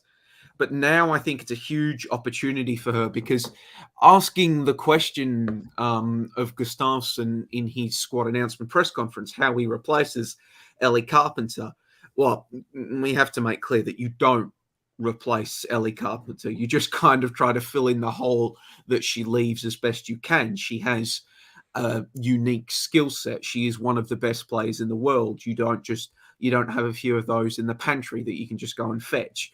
She's gone. It's just about damage mitigation now. But he was talking about in that answer how we might look in this series. Do we play a back four? Do we play a back five? Do we play a back three? And then who fills in for Ellie in all of those different looks? And I think it's big for Angie Beard in the sense that she has been doing that at club lanes. Like when she moved across and throughout this season, she has been playing as a centre back. She has been playing as a wing back. She has previous experiences playing further up the pitch on a wing. So all of those experiences in Denmark should give her these opportunities to feature in whatever look is put forth by Gustafsson in these games. So I think it is a big series for her as well. Angie Beard and Chids, those assuming Chids actually plays, I think it's a big series for them. Pokuah, I wanted to ask about kind of Spain and Portugal. What do we know about them? What is kind of the squads that they're bringing in?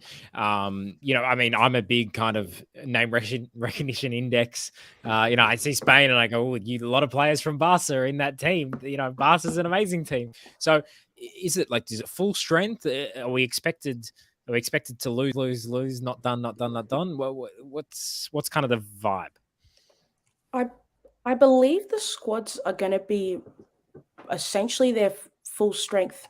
I haven't quite looked at them, but because we are heading into the Euros in a few weeks, if I'm getting my dates correct. So I think it's going to be quite difficult for the Matildas, particularly as it is a really weak squad relative to what we usually have. And with that, I just want to go back to the Angie Beard point. Mm-hmm. This is why I'm just a little bit cautious. I think she can play really well. She's a fantastic player, but having to play against the likes of Spain, who are going to be full strength, this side is going to be really exposed. And the Matildas don't play great football as it is. So I think it's going to be really difficult for her to show her how good she can be in the Matilda setup without the full support of a full strength midfield to protect her, and a backline that's actually, going to know exactly where they should be, because they haven't built those, dynamics in past playing experiences. So she's a fantastic player, but if she was playing with the typical full strength squad, I think it's a better chance of her to shine and really solidify herself in the squad, which I think she should be in the squad anyway. But, with the facing Portugal and Spain, who are going to be full strength, really preparing themselves to go far in that tournament, I think it's going to be a difficult for the Matildas to get a result in those matchups. Picking up from one thing you said there, Pokuah, I agree with you about the Matildas' form, but I think about them, maybe traditionally not playing as well as they could, but I think there is a foundation to build upon there from the New Zealand games. Those New Zealand games probably represented some of the best performances we've seen from this side. I couldn't understand during the games people were losing their mind over the result. Meanwhile, I'm sitting there are you actually watching them play though? Because they look really well played. They look a lot better playing than they have in a lot. So I think there is a foundation there that can be built upon. We've seen what this, I mean, obviously, hashtag TNC areas, but like when Gori's in there, we've seen how this team can function, either in that first game against New Zealand, how she was just dictating terms, or in the second game when they collapse onto Gori so she can't dictate terms, but that opens things up for everybody else. So there is a foundation to build upon. Do I think there'll be that many bricks laid on it against Spain and the Portuguese? No. I mean, and I think Gustafsson knows as much as well. Like, he kept talking about this press conference about managing expectations. The public needs to, go into this game with realistic expectations of what a team filled with players from NPL New South Wales, NPL Queensland, NPL South Australia, and even the foreign-based players like Jacinta Gladbarachichi playing the Scottish League. I know she's getting a lot of social media. The Scottish League's quality isn't very high compared to a lot of the other European leagues. So there will need to be managing of expectations there. I think from my impressions of what Gustafsson said, he's looking for moments. He's looking for periods of the games where he can see that his side are at least attempting to do the right thing, and they are putting together these little blocks. Because, I mean, I'll just say it right now, Australia are going to lose to Spain. I don't think anybody will take issue with that, especially this Matilda squad. It's about the manner in which they lose. It's about the manner of how they perform. It's about what the players are able to do in certain subsections of the game. So I think even in the event that they can lose, when we take everything into consideration, we take the talent levels, we take from where players have come from, and all of that sort of stuff, you can take positives even from a loss in this game against Spain. I wouldn't be writing off the Portuguese game. I mean, the Portuguese side will also be a bit difficult task, but the only reason they're in the Euros is because Russia got kicked out. They didn't actually qualify for the Euros, so they're not at the same tier level as the Spanish. But it's one of those things. They could shithouse a win but play terribly, and then is that really a building block considering how many players are going to come back into this squad and they're not going to play like that? They could lose, but they could play well, and it could be really positive signs. Or they could lose playing absolutely terribly and everything's gone backwards. And I think that's got to be the other side of the equation as well. Tony Gustafsson can talk about managing expectations all he likes, but we can adjust our expectations and they can still fail to meet those adjusted expectations. This isn't a free hit. If they come out and they are set up terribly and play terribly and they have no idea what they're doing, that's not good either. Just having an under-strength squad isn't an excuse for that. So that's what I'm looking forward to. I'm not fussed about the result. I just want to see how they play. D'Urbano, do you want to jump in? I want to throw a question to Joey and Pokuah about this. I mean, Joey, you mentioned Jacinta Galabarachichi. Galabarachichi. Okay. What scope do you think that she has in terms of breaking into this squad more permanently once, I guess, everyone's available? Once we're talking full strength, we're talking heading into the Women's World Cup. What sort of chances do you think she has? Because she's gained a lot of traction, social media-wise and the way that she's performed overseas. Can you see her being in, say, the best team, quote unquote, if, say, she puts in some decent showings in these games? Or will these two games, say, be enough? Or will it come down to more club form as well? Even if, say, the Scottish tier or the Scottish standard of women's football is not as great as, say, some of the other leagues in Europe? I'll let Pokuah go first. For me, I don't think so, especially with our attacking options. I think the attacking options is probably the most set up. I don't really see much change in that. If she was plays a deeper role in the midfield, I think maybe she would have a better chance of getting in the squad, but I don't see her particularly breaking into it. I think she's a fringe player. She has really quality moments, but for me, I don't see how she would make it into the Matilda squad for next season. Yeah. What type of player is she for people who haven't seen her, or maybe all they know about her is that she was Celtic's player of the season? How would you guys describe her? Joey, you go. Okay. I wouldn't describe her as, well, I'll incorporate answer into this is what I was going to build on from Pokuah's. I think her path into the Matildas depends upon. It's going to be very difficult for her. I'm in agreement with Pokuah that the path into that Matilda side, especially up front, is an incredibly difficult one. You've got Kerr, Ford, Raso, Gielnik in there as well. I mean, Mary Fowler. I mean, I've just named 5 players that are all ostensibly going to in that first choice squad, but then it comes down to another one of the answers that Gustafsson gave in his press conference. He talked about bringing in strikers with different skill sets into this Matilda squad. So obviously Gielnik is there. She's like the most recognized attacker that has remained in the squad, and she's a physical presence.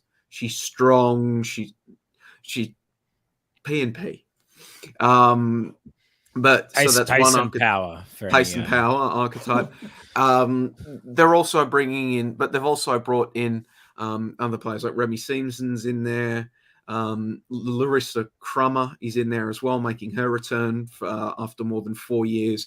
And they've also got Jacinta in here. So they've got a whole bunch of different archetypes in there. So it might not come. So somebody like Jacinta's path into that squad, somebody like Crummer's path into that squad, because somebody like Courtney Vine's path into that squad could ultimately come down to less how they'll have to be playing well, one would hope, but it also might just come down to going into these major games. Is there a certain archetype that Gustafsson identifies that his squad is lacking in, and are they the best in that archetype? If Gustafsson figures out, well, I'm good on the battering ram front, that's ostensibly not good news for Gielnik, even if she's playing better than some of these other attackers. But it's good news, conversely, for them. So that's what I think about that. That I think is the pathway into that. And we'll see in these games. What I think is going to be big for her, as well as Crummer and a series of other players named in this, is that she's also been named in that AFF championship team that will be playing under Mel Andrietta in early July. I think it is here in Southeast Asia. That could be big. If she goes in, she impresses Gustafsson in camp. And no, if any of the players that are pulling double duty in that go in, impress in this camp, and then go to the AFF championships and impress in that, I think that will be a real boost for their chances of remaining in this squad moving forward. Torres is asking. I think you cut off Pokuah there quickly, Nick. No, sorry, Mike, I was just had a question for you, Joey, in terms of someone like Melina Ayres, like getting just vibes. I see lots of players getting. Hey, Joey, I'm just asking. You're going to get me in trouble. How am I getting in trouble, Joey? I think Melina Ayres should have been looking at who is in this squad. I think Melina Ayres should be in this squad. Yeah, that was just my question, because I was looking when I saw the names on the list. I was like, okay, like I get that she like kind of recently came back from injury, but when she did come back for victory, she was like ready and she was playing really great football, and she's playing well, overseas at the moment. So I was a little curious, seeing like the likes of Crummer get in the side and not Melina Ayres. From what I've heard, they've been hoping to bring Crummer in for quite a while. So obviously it's been a long and arduous journey for Crummer. So I imagine that's been targeted for quite a while, and now they're bringing her in. I would agree with you that given that there is this squad, there is also the AFF squad. I'm not aware of the details. Perhaps she was offered a space and turned it down. I don't see that happening, especially for the Matilda squad. Maybe the AFF, I don't know. Who knows? Maybe she's nursing a knock in Iceland that really just hasn't gotten out. But yeah, looking at this squad, I think somebody like Melina Ayres would have been great, assuming that she is fit, she was available. Always have to add those disclaimers. It would have been great to see Melina Ayres in this squad just to see what she could do at that level, because I don't know. It sort of like feels like Melina Reyes has always sort of existed in the periphery of all of these discussions. And I mean, she's obviously type of striker that she is. She's not supplanting Sam Kerr in this side, but yeah, I've always thought that Melina Reyes was maybe one of those players for the generation change that comes maybe after Paris, the Olympics. You can maybe see a whole bunch of players sort of holding on for the home World Cup and then Paris 2024 and Olympics without COVID. But then you can see maybe players moving on after that. I thought she'd be a player for entering her prime years for that generational change. But yeah, given the squad that has been assembled, I would have liked to see Melina Reyes in the team.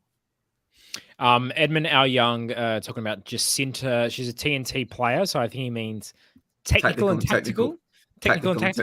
So we've got PMP and we've got TNTs, and the PMPs and the TNTs, and then sometimes depending on their NRI is also impacts how much of a PMP or a TNT they are. So anyway, I feel like you guys should come up with a book because like Phil Dunphy, comes out with this book. I really feel like there's terms you guys come up with that I'm very confused.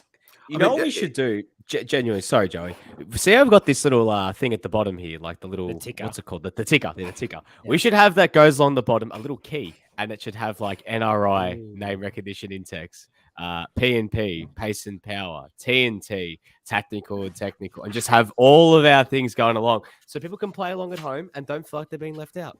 Well, that's true, but sometimes I feel like I'm being left out because Stephen Paletti said, Nick, I'll offer to teach you about all these wrestling references because contrary to what Enzo Amore said, you can teach that. I don't know who Enzo Amore is. Did he play for Roma? Like, who is Enzo Amore? Did he score with Valparta this morning? There's also this comment coming in from Alnaldo Al-Ganion. Kai Soto can I think he's on the wrong... Kings, Knicks, and Magic. I think he thinks this is an NBA podcast because he's in the pool to get drafted this week. So. All right. Well, I think he's saw the NBA draft.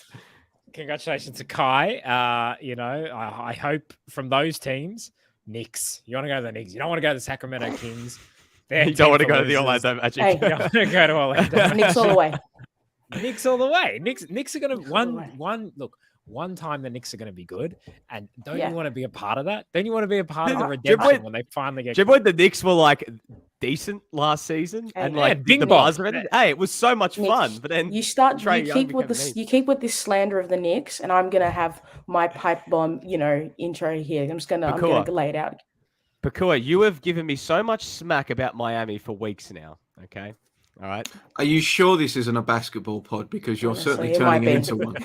But I'm just saying, me and D'Urbano should support the Knicks because we're Knicks. That's actually why I like them. So, hey, that was really cool. Now I want to focus on the people's questions, as this is the people's show. We're going to wrap up. And Joey kind of looks like, look, don't take this personally, Joey. Look like you're fading a little bit. There's a little bit of a lack of energy from you. Just throwing it out there. Do you guys remember the old, I think that was the Sultana brand ads, and it was the kid that didn't go to school and eat breakfast, and he like deflated in his chair when he went to school. 100%. That was like the staple of Cheese TV back in the day, and I feel like Joey is like that kid right now. Nick, why? Nick, I don't know. Why does Joey look like he's about to kill somebody? Nick, I don't know why you're saying Cheese TV. Why are you acting like that's your age range? You're a Toaster TV guy. Let's get it correct. No, yeah? I was say the correct age reference. Come on, you're a Toaster TV guy. Don't make yourself that old. Come on, don't do it. Hey, I was born in the 90s. All right. No, you Nick, toasted TV, Toaster TV youngster, you. Cheese. Come on, Nick. Toaster TV started when I was like 8, and I started watching Cheese TV before that. So no. You're a liar, Nick. You're a liar. How do you know about my childhood, Pokuah? Nick, come on. You're only a few years older than me. Why are you acting like this? Come on. I'm gonna get the Google. I'm gonna. Pokuah, are you jealous that you weren't part of the Cheese TV generation? Nah, Toaster TV all the way. We were elite. Okay, we should get back to football at some point, though. We've gone from NBA to cartoons in the morning. Direct as much as I enjoy seeing Pokuah cyberbully Nick D'Urbano, we should direct talk message football. On YouTube says this show sums up the DNA of Australian football shows talking about basketball. Joey has been He was removed from the stream, I think, by Nick D'Urbano. Hey, I want to answer some questions that we got on Twitter as well, because you can get in contact with us on Twitter, on Facebook, on blah, blah, everywhere. So let's just have a look at these. Ben Smith, friend of the pod, been on the pod. The role social media played in response to the World Cup this time around shouldn't be discounted in terms of the hype. We got Tony Armstrong's awesome reaction, and Jesus, did that go everywhere? Like, he just won a Logie. Reuters. Did he? He just won a Logie. Yeah, I'm not. I just saw a photo of him holding a Logie, so he won nice. something. Yeah, that's what happens. You get on the football bandwagon, and suddenly the awards start coming. We got Tony's awesome reaction and Redmayne's old high school recating his feats. I think it does help. What do you guys think? Do you think social media plays a part? Absolutely. I mean, yeah, that's how it is this day with the new generation, social media, and I mean. 100%. It would have gone viral. Football seems like it's more of an online sport, at least in Australia, than other sports.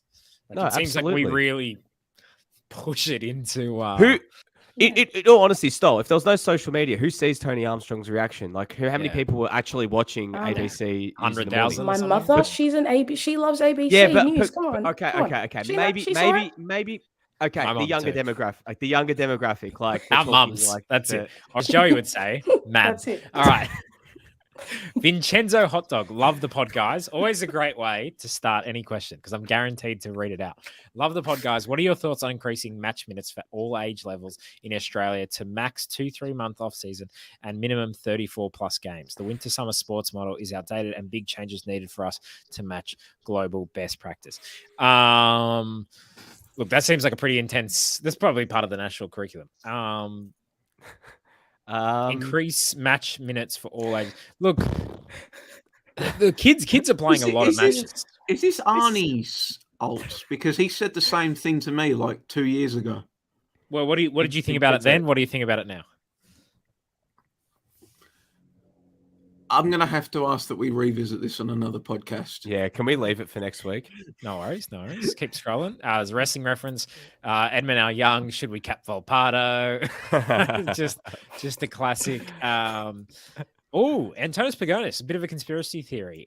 He's asking Pokuah, were you abducted by aliens? Because you haven't been on the show for a while. Did you see Bazanic? I wasn't abducted by aliens, and if I had, I don't think I would have seen him. I would have seen him. I think there's like maybe different levels like of alien. Like when they capture you, I don't think we would have been in the same like category. So I don't think I would have seen him. Also asks, did you cyberbully the aliens into letting them both go? Which is possible because you've kind of both appeared at the same time. So maybe you just don't want to reveal your secrets. Yeah. I feel like the aliens would eventually be like, man, Pokuah's rough. Like, let's, I think we got to let it go. Yeah, that's good. Stephen Paletti asks, what teams do I need to cross off my list next time I come to Victoria during NPL season? You guys all commentate NPL games. Anyone in particular that you need to cross off? 100%. You need to experience the frozen tundra that is the Veneto Club on a Monday night. You haven't lived until you've gone through that. Who plays at the Veneto Club? Bulleen. FC Bulleen Lions. Yes. Former team of Matt Leckie? Matt Leckie, Marco Bresciano. Oh. There's someone else I'm forgetting. Roddy Vargas, Simon Colosimo spent time there in 2018 when they got signed as break class of emergency. We're about to get relegated. We need help. Other than that, Preston Lions seems like it's Preston on a Friday night, I think would be the best kind of atmosphere. The Oakley Cannons, it would be on a Friday night. It's great stuff. Sorry, say again, Pokuah? The Oakley Cannons on a Friday night. Sensational. Okay. It's nice. Yeah. Nice suit. It's the Jack Edwards Reserve. It would be, in terms of it would be Knight Stadium is obviously one that most should look at given the history associated with the grounds. You can sit in Mark Viduka's stand. You can sit in the Mark Viduka stand. Obviously, Stephen has already visited Olympic Village, so that is another historic one. Lakeside, not quite dripping with the same history as Middle Park, but still the old Bob Janes Stadium certainly has been a site of some events over the years. And then, obviously, BT Connor with Preston, George Andrews Reserve with the Thunder. They get decent crowds in. Fun night in the Melbourne Southeast, the Dandy Thunder, Frank Holohan Soccer Complex, Hajduk, with Dandy City. You're giving him quite a list. You know, he's not there for. I'm just trying to. You know what? But there's so many. There's so many good grounds to go to. So, look, I went to Belmore Sports Ground this afternoon to watch Sydney Olympic lose in the last minute to Marconi. The last minute, I will say, this is going to be a bit of a controversial one.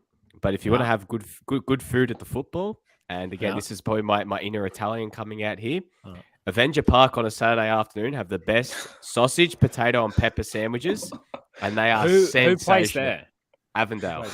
So so you go there, you get yourself a nice roll. The Nodnos will make it for you with the chipolata sausages, roasted peppers, and some potato inside it. Oh, beautiful. What's the closest? What's the I guess the easiest one to access from the city? Because most people be staying in the city. Probably Avondale's like the Lakeside and Avondale are probably the closest, and Port Melbourne. They're the three that are like. But you wouldn't really want to. Would you want to go find parking for Port Melbourne? No, you wouldn't want to do that. Your whole trip's gone. Lakeside's probably the easiest to get to via public transport, but if you like, Avondale's in Parkville, so it's kind of close. So yeah, like they're probably the easiest. Big easy to get on the train anyway. That's probably enough soccer food safari. Neil Simons asks, now that Bozanic has signed for the Wanderers, who's next to be abducted by aliens? Serious answers or joke answers? Give me any answers, but there's still players that have been abducted by aliens. For example, we've barely seen anything from Daniel Arzani. We're kind of like, where is he? It was Manuel Pucciarelli's birthday the other day, so he's still out there. Did he say anything in social media? Like that's Melbourne, kind of the best Melbourne City posted it, but was that maybe like a call for help? Like, come home to us, Poochie. But yeah, probably not. I don't know. It's a tough one. We'll answer this question in October next season. Yeah.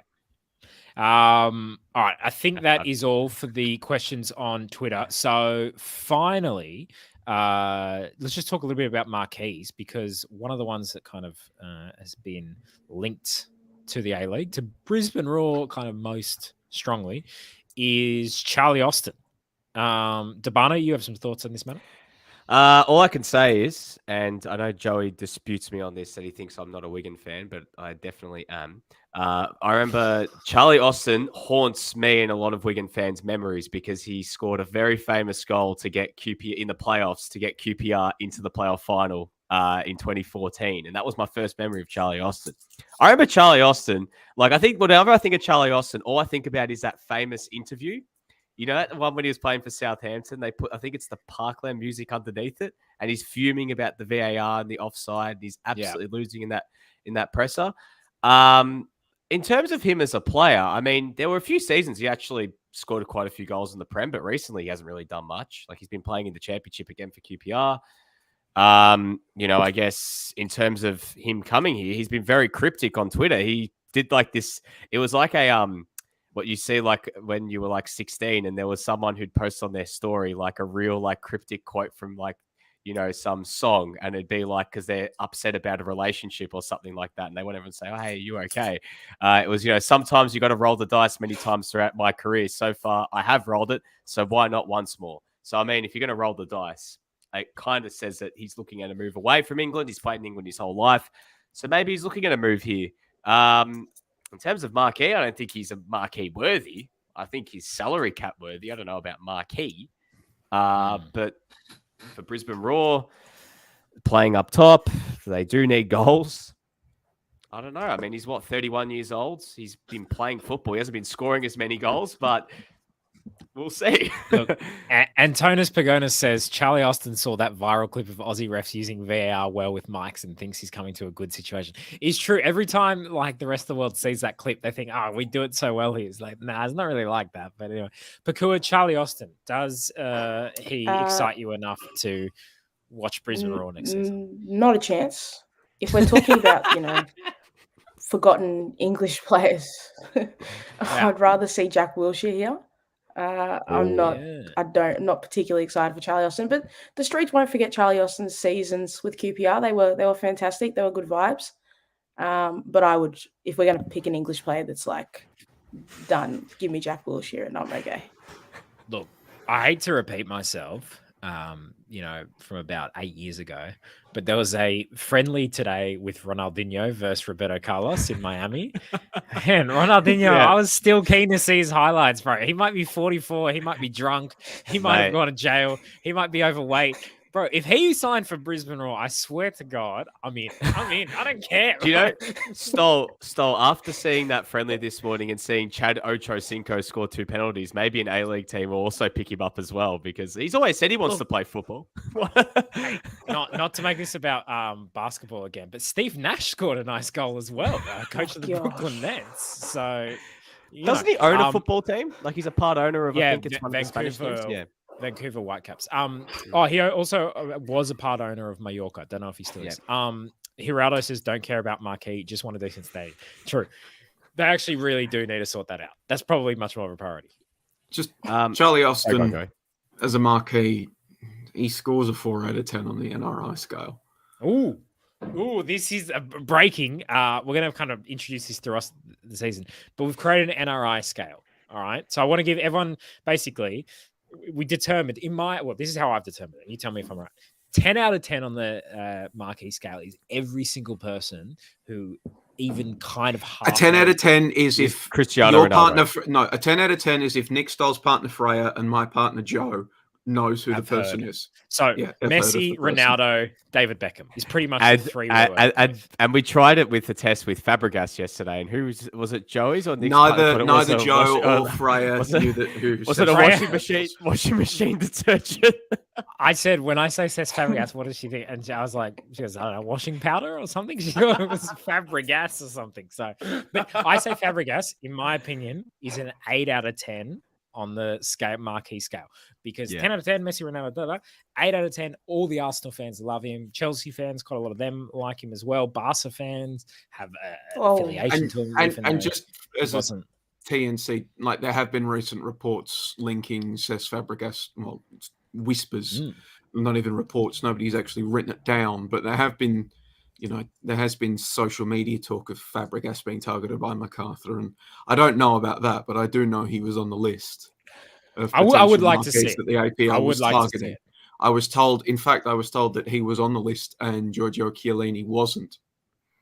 Oh, yeah, but D'Urbano, you gotta understand. What a delayed reaction. Right? No one wants to see a centre back. That's Fabregas would be fun. Not too far from what I was told actually happened, Nick Stoll. Can I just say, but also remember as well, let's be real, Chiellini already was going to LA. Like, there was no way they were going to coerce him out of going to LA. Like, if you have that deal done, you tell him, right, Sydney or LA, maybe Melbourne, but not LA. Like, go to Sydney. Bro, you're going to go to LA sucks, all right? LA is literally everything bad about Sydney. He's going to be like hanging out with LeBron James. He's going to probably hang out with LeBron and Kawhi. He's not going to hang out with LeBron James. There will be a photo with Giorgio Chiellini and LeBron James. Maybe not LeBron. Maybe Russell Westbrook. Man, I've got photos with lots of famous people. Doesn't mean I'll hang out with them. Including Messi. He's got a photo with Messi. It is good.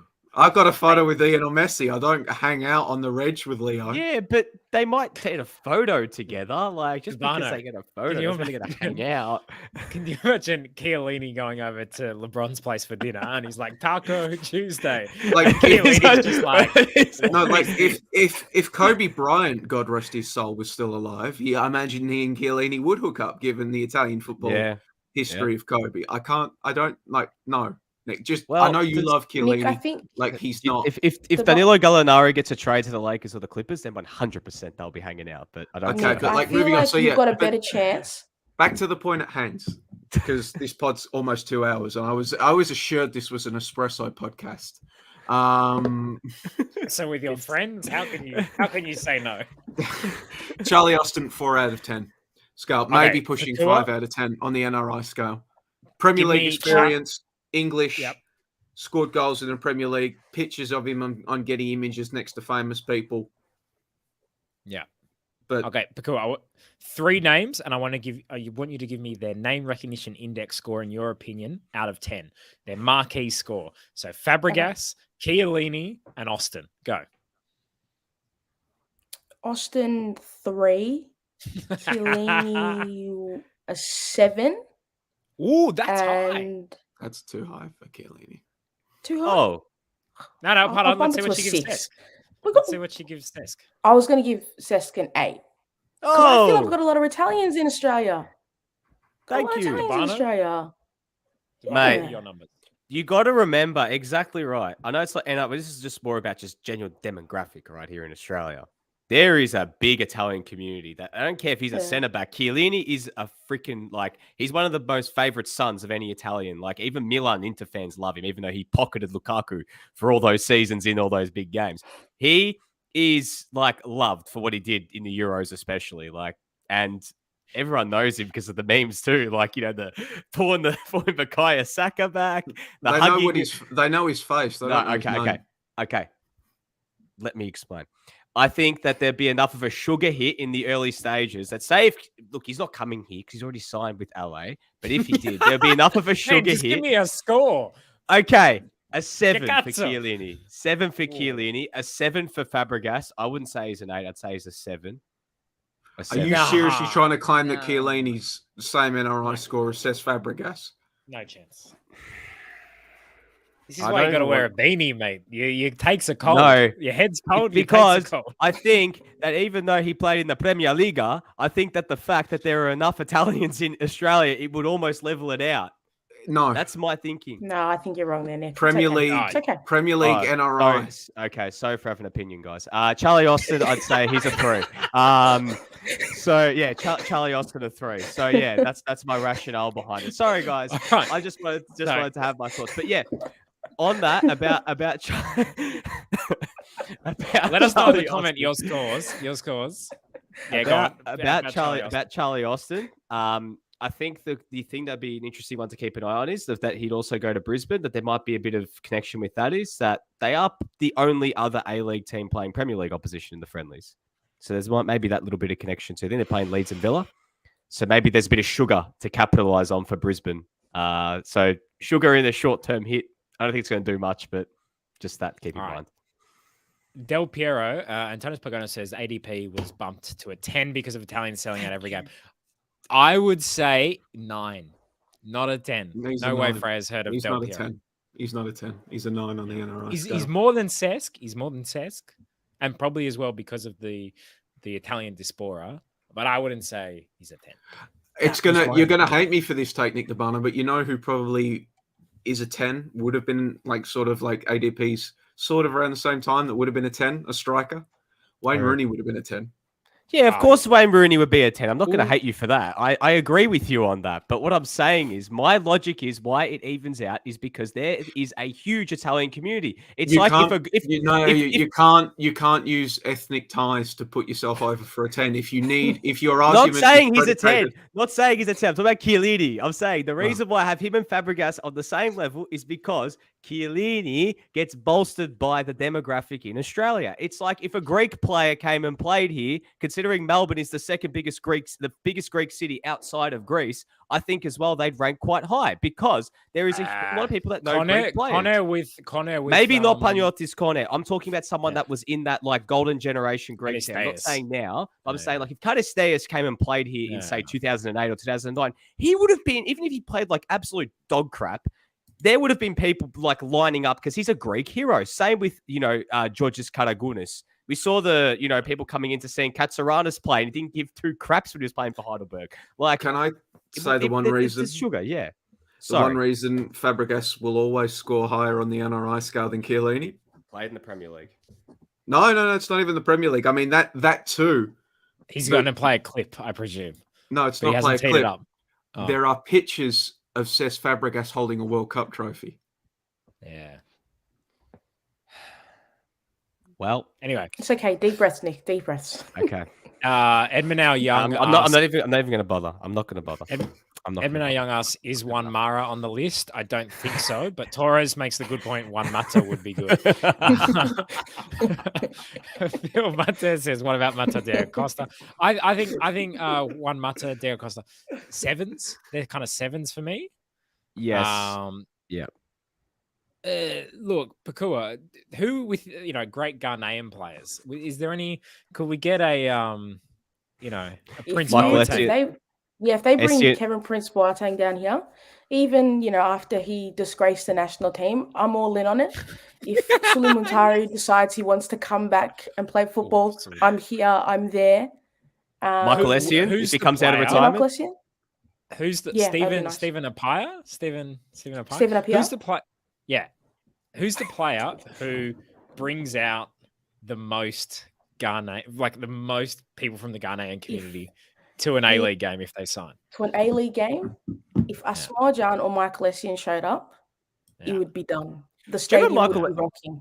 Wasn't Michael Essien linked with a move to Melbourne Victory a few years ago? Well, yeah, no, he was. He actually was. He was, and then decided to chase the money, and he went to one of the Middle Eastern countries. But yeah, and he chased the money. Good for him.